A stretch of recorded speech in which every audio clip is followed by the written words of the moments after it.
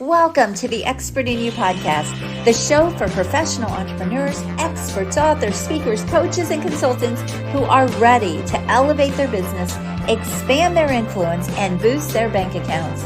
Join us as we dive deep with industry-leading experts who share their top strategies, invaluable insights, practical tips, and personal experiences to help you achieve extraordinary growth and success. Whether you're looking to sharpen your skills, stay ahead of the curve, or find that competitive edge, this podcast is your ultimate resource for unlocking your full potential. So tune in, get inspired, grab your coffee, and let's unlock the expert in you. Hi, everyone. It's Carden here, and welcome back to another episode of Expert in You podcast. I'm so excited you are back with me again this week. Make sure you subscribe to the show and also share it because sharing is caring. So today, my guest is CEO of Compass Digital Strategies. I have Barb Davids with me. Hi, Barb. Hey, Ann. How are you today?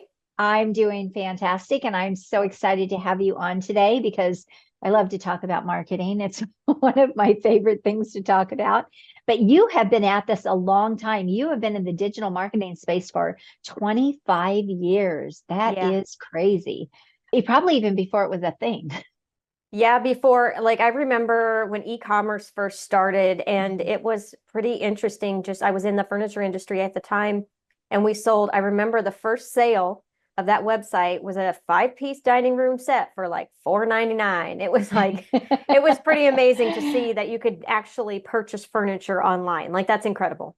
Yes. Oh my gosh. I remember those days. I was running a health club at the time, and I remember my first website. So your specialty is websites and SEO optimization, and we're going to dive into all of that. But I remember my very first website, and oh my gosh, it wasn't even that good. But I hired someone to do it because I certainly didn't know how to do it, and we didn't have all the platforms that we do now. But it was a game changer, though, and it just when the whole online world opened up, it was just crazy to me what could happen. So let's dive into. We're going to talk specifically about websites. We're going to talk about SEO, who that's good for, who needs to be doing it, who maybe doesn't necessarily have to put the money into SEO. So we're going to dive into some of those things. So first of all, Barb, I just want a little bit of backstory. How did you get to where you are right now doing what you're doing? Sure. I was in corporate for a lot of years, and at some point I decided I needed to be able to work anytime, anywhere, have a little bit of flexibility with my income. And around the same time that was sort of percolating in my head, I ended up doing some fitness photography and was networking with other photographers and found that they were also having trouble with trying to get found with their website, because when I was digging in for my photography business, I realized there's so much information out there. And I thought, well, if I'm having even some confusion about where to start with this business myself, being in the digital marketing industry, everybody else must be having just as much pain. They're focused on their photography. Right.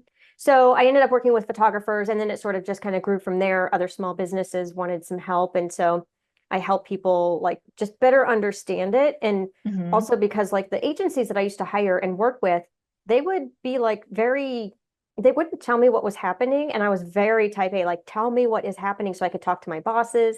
And they just weren't sharing information. I thought, well, it can't be that difficult. It can't be secret. Right. And now that I'm in the business, I understand there are no secrets. I think back then, though, it was just more of they didn't want to share their secrets, or I just wasn't working with quite the right people that really took my business at heart. And that's just a matter of finding people you can really partner with and get back. So. Yeah, so interesting. It's interesting how much things have evolved, and now we share everything, right? And you can find out anything. And like you said, there are really no secrets anymore. You can find information everywhere. But what makes you different in creating websites for people than, say, other people out there? Because there are a lot of people out there that are creating websites, but why specifically you, Barb? So I actually work on the SEO side. I don't create them, but I get them found. So I work with search engine optimization and being able to get your website found in front of Google, which is the main search engine. And that seems to be the most, I think, confusing part. Some people set up their website and they're just like, okay, well, where's the traffic? And Right. so they're just not sure what to do or how to do it, or they think that if once it's set up, they don't have to do anything else. And there is a lot to it, but I feel like people think it's an expensive thing or like it's a complicated thing. And Mm-hmm. so what I bring to the table different is that I'm able to bring it very directly, like fluff free. And Mm-hmm. I know a lot of people say fluff free. I get that too. But I do believe that like my directness and my laying out the options makes it a little bit more less scary. A little bit more less scary. Mm-hmm. That's a contradiction. But anyway, that's all right. We knew what you meant. We That's knew what right. you meant. That's right. So, what if someone wants to, let's just talk about, and SEO is search engine optimization. It's Mhm. really getting how you get found if somebody Googles you or they're Googling a service. So it's all based on keywords and backlinks, and there's a lot that goes into SEO. What do you see is the biggest problem people have with SEO in their business? Are they not on the first page? Are they on the 10th page? Like what is different in what you're trying to help them do and what other people are doing? Most of the time when they try to type something in and what they want to get found on, they don't find their own website. And Mm, then on the other side of that is if they are getting traffic, if they happen to be tracking their information, they don't know if they are coming from organic or they don't know how to measure that this is working for them. mm-hmm, And it just has to do with understanding that it's not about hitting certain keywords. I mean, it is, but if you break it down to the foundation, you're really just trying to write content for people that you can help and then mm-hmm, help Google see that by doing certain things on your website. So I think that there's some confusion that also that it takes forever to do or that you have to do it, all the time. And mm-hmm, really what I say is you have to SEO your website and you get it ready, you do all the technical things you need to, and then you move into content marketing. And mm-hmm. this is where maybe that's what takes a while because once you set up your website, you optimize it for it to be found, you then Right. create content, and that's what you have to wait for Google to see. So I think that's where the disconnect kind of is. So that's so good for people to know and to understand. And let's dive into content for a minute. I just saw recently with AI coming onto the scene and people using AI for content, I just saw recently that now Google it has crawlers and it's able to tell what is AI generated content and what's not. What do you say about that, or what do you know about that? Because we know there's changes with AI Yeah. coming into the marketplace. Yeah, I think that they do have a way of their signals, right? But Hmm. I still think it's a long way for them to being able to tell because there's so much stuff that's created in conjunction with manual or with humans. And Right. so We're some of still it being putting our AI. own input into it. Yes. Yes, exactly. And we're still at the phase where these AI overviews is what they're called. So when you go to Google and you type in your search, there may be one answer that comes up. Hmm. We're still a long way from that being prevalent, like that Hmm. taking over. Well, maybe not a long way, that's all relative, right? But we're still a ways off from that. So those answers have to come from somewhere, and they come from Right. existing search results, they come from existing websites. So everything that you do with your website, there's no real quote hard change. Like you still want to build a website that is user friendly, that helps the people find you, because Hmm. people are still going to want to come to your website. And then but the thing that changes maybe is the AI overviews are kind of the same as featured snippets. So it used to be like when you have recipes and stuff, and there's just that card up there, or if there's a Right. one word answer, it's the same thing. It's looking at your website for the answer to serve up to somebody. So if you're working your darndest at answering those questions and working on offsite SEO, bringing more Mhm. credibility to your website, then you have more of a chance to show up in those AI results. That's great. That is great information too. And I love too that you're talking about optimizing your content. This is really important and really powerful. But I was really intrigued when we talked, Barb, because I know a lot of people that are selling SEO and they're selling big packages to help people get to the top of Google, and they have to stay with them for months and months. I mean, like to never leave them so that they can Hmm. keep their website at the top of Google. I would like to really sort of debunk that based on the Hmm. conversation that we had, because you're saying that isn't necessary. Let's talk Hmm. about that. Yeah, I think they're instilling a sort of fear that you have to do that. And frankly, I'm still trying to figure out how they even can do that because a lot of the times I feel like there's some, I'm not saying this, by the way, this is, keep laughing about how I need to walk around with like a disclaimer over my head because there's always exceptions to the rule, right? Sure, Like, of course. but generally speaking, the agencies that are talking about hitting specific keywords, 2 or 3 keywords, you are at the mercy of whatever they're doing behind the scenes. Right. If you're not if you don't educate yourself on your own business and how they're doing that, they could be doing things like getting backlinks, which by itself is good, but if you get backlinks from the wrong people, one, it either looks bad upon you from Google, or two, they won't stay sustainably forever and they eventually go away. So you're paying for something that isn't going to be there later. So I think that's kind of part of the problem. And then the ones that I have run into so far are if they're creating content for your website, let's say they're creating blogs, and that's what you're paying for ongoing. That's not SEO, that's content marketing. Right. And that's great. But I also feel like unless you're watching that, they're putting out the same crap content that everybody else. There's a bunch of it still out there that's just kind of like a content mill type stuff and not being It's really to keep it. It is specifically for SEO, but it really doesn't have any relevance. Right. Exactly. To lead people, or I say influence buyers. It's not content that's going to influence buyers. Yes, exactly. So I think that it's like most industries. You have your good apples and you have your bad apples. Hi, friend. I have an exciting announcement. I hope you're enjoying this episode of Expert in You podcast, but I have to ask you, have you checked out the latest issue of Expert in You magazine yet? It's jam-packed with rich content, powerful strategies, inspiring stories, and so much more to help you elevate your business and personal growth. Don't miss out. Go grab your digital copy now and join our community of experts making a difference every day. Go to expertinyoumagazine.com and check out your digital copy today.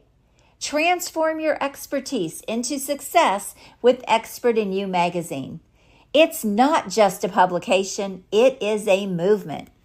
How can someone know? I think this is a really important thing to talk about, because how do you know if the person that you're hiring for SEO really knows what they're doing? What are some checks that people can do?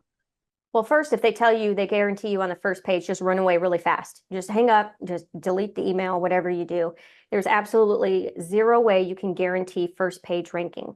Now, there are things that you can do. Yeah, there's shortcuts that get you there faster, or maybe they are saying they can get you there for a keyword that you don't need. I'm sure that all of us have gotten those emails where like, oh, you could rank on first page for toaster ovens. Well, most of us don't sell toaster ovens. So like we don't care about that keyword. Right.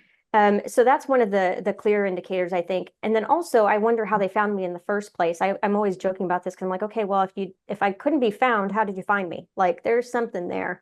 But that's one way to do it. And I think if they're not very transparent and if they want to be like, oh, let's just get on a call, or let me ask you 20 questions first. Like if they don't feel transparent, if they don't feel like they're answering you, like that's a clear indication too. I mean, it's just like anything for your house. If you were to hire somebody for that, you would ask them questions and want to know more about it. So absolutely. I think that's a really good takeaway for people anyway, period.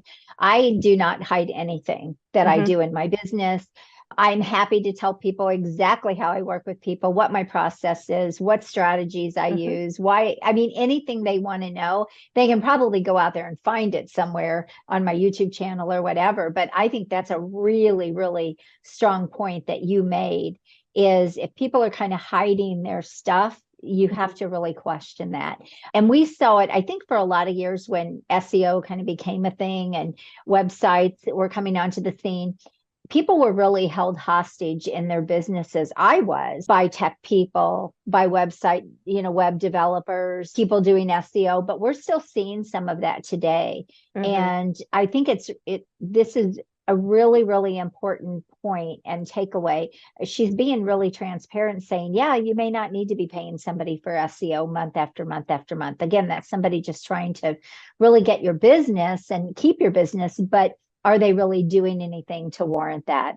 So watch for things like that. But I think you just made such a great point, Run. I do see people out there saying they can get people on the first page of Google in a day or 72 hours. What are they doing that is not kosher or something that people should be careful of? probably most likely it is using backlinks. I think that's still a big like check mark for your strategy, right? website. Yeah, Mhm. but it doesn't stick around. And or maybe they're Mm, picking a keyword that doesn't really make any difference, because a lot of the times these companies also don't think about, okay, you get the traffic, but then what happens after the click? There's before the click, right. there's after the click. And if they don't care about what you're doing as a business and getting return off of that and getting leads, which is the whole point of getting organic traffic in the first place, Hmm. then right along there, I think that they're out. I've worked with a couple companies like that. They're like, they just cared about getting traffic to the website. And I said, okay, but I'm not seeing anything from this, like this particular Hmm. keyword or this particular page or whatever. There's different ways you can measure it, but if I'm not getting leads from it, then it defeats the purpose. It defeats putting money into it. So you have Right. to have a return on it. Otherwise, what's the point as a business? Yeah, and I am so glad you're bringing this up too. When I was coaching small businesses and a lot of them didn't have their websites set up in a way that they would actually get calls or get leads or get traffic. And I would literally fight with web developers because they were all about it being pretty and they Right. didn't really care. Yes. And it was supposed, it's supposed to be bringing you business, right? And they Right. really didn't care as long as it was pretty. And so I used to go around and around with them, and it kind of funny. But I think they've come a long way. Now they Mhm. understand lead generation better. But you're right. I believe everything should have a return in your Mhm. business. There should be a return on your investment, everything. And I think it's important that if you start thinking that way, this is a digital asset to your business. SEO, you're investing in your business, you're investing in that traffic. But again, it has to really work and it has to bring you that return, or what is the point of all of that? Mhm. So, that being said, I do think some industries absolutely need to be on the first page of Google. I think about plumbing companies and contractors and businesses like that, where people are going to go often and search for those services. Those home goods is trades. Those are things where people are going to go and search.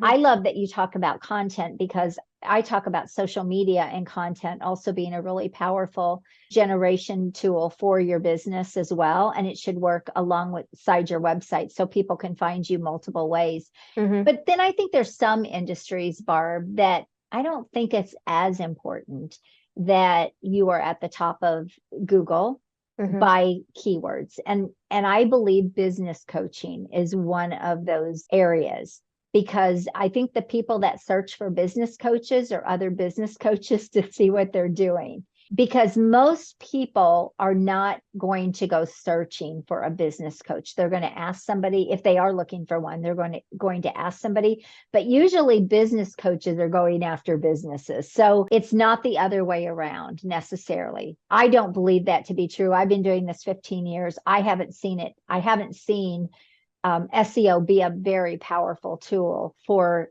like, in the business coaching space. Marketing services, on the other hand, totally different, right? If they're Mhm. looking for an agency or they're looking for someone, that can help them. What are your thoughts on that? I would love to hear your ideas. I agree with a twist. Okay, I So love it. Yeah. I do feel like there is that component. I do feel there are industries, but just to be clear, there are industries that I think don't necessarily get a return from SEO, and business coaches might be that one. But I would also venture to guess that most of them probably don't do the right topics to get in front of people in the first place, because there is such a plethora of people aren't, if they're typing in business coach, you're right. They're probably looking for somebody who's more referable or that they've Hmm. worked with before. But the people who are looking for a business coach that maybe don't know they need a business coach, they're typing in Hmm. something around that. And if business coaches were to write topics around that, maybe they would get found. So I would say it would also depend on how much effort they're putting into the content that they're creating to get in front of people in the first place, like at the top of the funnel, quote, whatever, the top Right. there. So it might be that they just don't want to or don't need to, Hmm. because a lot of people are very comfortable with referral business or with ads only. So I Hmm. think that's also where we get too funneled into businesses thinking that they have to do things a certain way. I think Hmm. very much that they have to do what works for them. So if they don't want to do referral business and they only want to do Google Ads, so be it. Or Right. like some people do just do referrals, and that's because that's what they feel comfortable with, and they've never had a problem with seasonality or down slumps or whatnot, and that's fine. So I think there's that side of it. No, I think that's a really good point. And to your point, a good example is somebody searching, how can I make my business more profitable? How can my business, how can I grow profits, or how can I grow revenue, or what are some systems that I can put into my business? So you're right. Writing content around all of that, you can be found. I know I get found on Google a lot. And this is another takeaway for people too, is YouTube is owned by Google. And so when you have a strong YouTube presence, you can get some SEO traction with your website and also be found. Are those things also, Barb, that you kind of work with people on for SEO? Is that kind of content as well? In terms of building out their content strategy, yes. So if that business we always go through like what their resources available are, time, energy, what they can hire out for. And if it suits them for their business, then that's great. Because sometimes too, small businesses, depending on where they are in their journey, they don't have a lot of things that would work well with video and that are real. Like you don't want it to be crap content. So you don't want to use like a whole bunch of stock footage all the time because it just doesn't look real, which is so much more important today than ever. But I do work with them with the content strategy. So building out, okay, do you want to include it? And then if so, where in the whole spectrum does it really fall? No, so great. What other points would you like to bring up about SEO that maybe we haven't covered, Barb? I want to make sure that you have an opportunity to share those. I think just try not to be afraid of it, because I feel like that is probably one of the biggest things with SEO and just the unknown of it. There's still a lot of fear about that it has to be technical, that it has to be difficult. And really what it boils down to is just being able to write content around the things that people are looking for that you can help them with, and doing it in such a way that it answers their question completely. And then you distributed that out to your channels on a regular basis so that even that can tell Google, hey, these people know what they're talking about. So it's not as techy, or like there's not like levers being pulled in order to make it happen. It's really just about, it really evolves into content marketing. That's great. No, I love it. This has been so helpful and so enlightening for people. And I think it will give people a lot of things to think about. Who makes the best client for you, Barb?